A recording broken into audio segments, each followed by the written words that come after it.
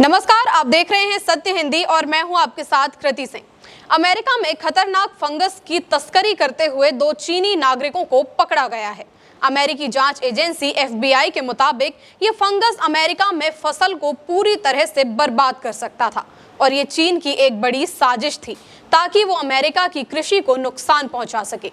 अब आपके मन में भी यही सवाल होगा कि आखिर फंगस की तस्करी कैसे हो सकती है। आइए आपको बताते हैं कि पूरा मामला क्या है। अमेरिका की जांच एजेंसी FBI ने दावा किया है कि डेट्रॉइट मेट्रोपॉलिटन हवाई अड्डे पर कस्टम अधिकारियों ने एक संदिग्ध चीनी नागरिक को हिरासत में लिया। हिरासत में लिए गए चीनी नागरिक की पहचान जुनयोंग लियू के नाम से हुई। लियू के सामान की जांच के दौरान कुछ ऐसा मिला जिसने अधिकारियों को चौंका दिया। उसके पास से एक खतरनाक जैविक सामग्री मिली जिसे कृषि आतंकवाद एजेंट का नाम दिया गया। जांच में यह दावा किया गया कि यह सामग्री एक तरह का फंगस है जो अमेरिका की फसलों, जानवरों को नुकसान पहुंचाने के लिए चीन से तस्करी कर अमेरिका लाई गई थी। बरामद हुए फंगस को तुरंत जब्त कर लिया गया है और लैब में जांच के लिए भेज दिया गया है। अब सवाल तो यह है कि यह सामग्री थी क्या। जांच में पता चला कि संदिग्धों के पास फ्यूजेरियम ग्रेमिनियरम नाम का एक फंगस था। ये फंगस इतना खतरनाक है कि इसे साइंटिफिक रिसर्च में कृषि आतंकवाद का हथियार बताया गया है। ये गेहूं, जौ, मक्का और चावल जैसी फसलों में हेड ब्लाइट नाम की बीमारी फैलाता है। इस बीमारी की वजह से फसलें पूरी तरह बर्बाद हो सकती हैं। ये फंगस न केवल फसलों को खराब करता है बल्कि इंसानों और जानवरों के लिए भी जहरीला है। इसके कारण लीवर की समस्याएं और यहाँ तक कि बच्चों के जन्म में समस्याएं हो सकती हैं। हर साल ये फंगस दुनिया भर में अरबों डॉलर का आर्थिक नुकसान पहुंचाता है।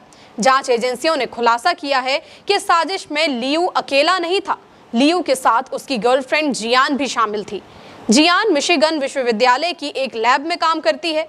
इन दोनों का इरादा था कि इस फंगस को लैब में और भी ज्यादा खतरनाक बनाया जाए और फिर इसे अमेरिका में फैला दिया जाए।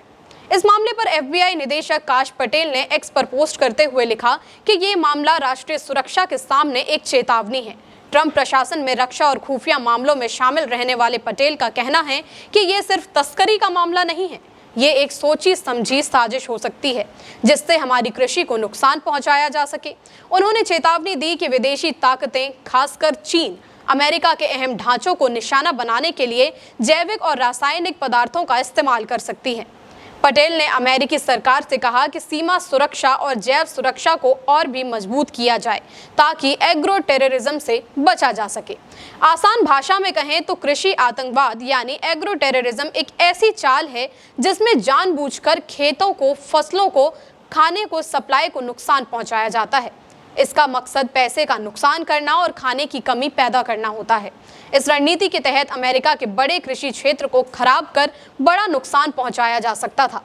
अमेरिका की जांच एजेंसियां इस मामले की जांच कर रही हैं। वे ये पता लगाने की कोशिश कर रही हैं कि क्या ये एक व्यक्तिगत साजिश थी या किसी बड़े संगठन या राज्य की सोची समझी योजना का हिस्सा। इसी के साथ जियान और लियू पर तस्करी, झूठे बयान और वीजा धोखाधड़ी जैसे गंभीर आरोप भी लगाए गए हैं। यह भी दावा किया गया है कि जियान को इस काम के लिए चीनी सरकार से पैसे भी मिले थे। हालांकि अभी तक ये स्पष्ट नहीं है कि क्या ये दावा पूरी तरह से सही है या नहीं। अधिकारियों ने जनता को आश्वासन दिया है कि इस समय कोई खतरा नहीं है, लेकिन सतर्कता बरतने की सलाह भी दी गई है। इस घटना के बाद लोगों का कहना है कि चीन और अमेरिका के बीच पहले से ही तनाव चरम पर है। ऐसे में ये मामला तनाव को और भी ज्यादा बढ़ा सकता है। आपकी जो भी राय हो इस मामले में हमें कमेंट करके जरूर बताइएगा। वीडियो अगर पसंद आया हो तो लाइक और शेयर करें और अगर आप चैनल पर नए हैं तो सब्सक्राइब करें। फिलहाल के लिए इतना ही। देश दुनिया की बड़ी खबरों के लिए आप देखते रहिए सत्य हिंदी।